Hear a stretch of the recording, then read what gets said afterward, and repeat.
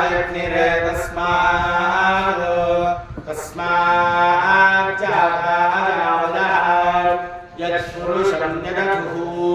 तद्भाव्यकल्पयन् मुखं किमस्य कौबाहु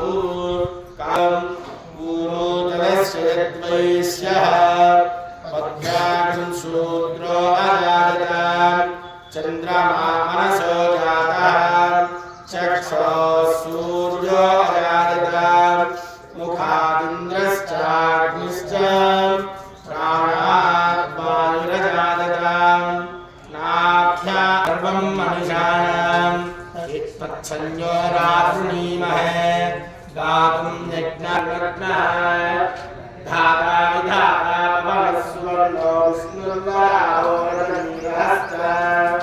भूतं भविष्यत्कृतविक्रयश्च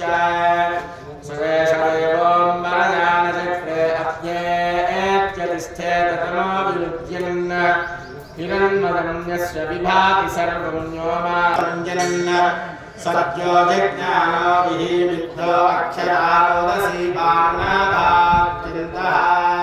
त्वेव सूर्यपूर्वणीकहोदर्दोषावस्तोरेरिरेज्ञिजातः क्षामेव विश्वापराणि यस्मिन् सर्वं सौभागानि दधिरेवापते दुर्गन्ताङ्गिरस्तव विश्वा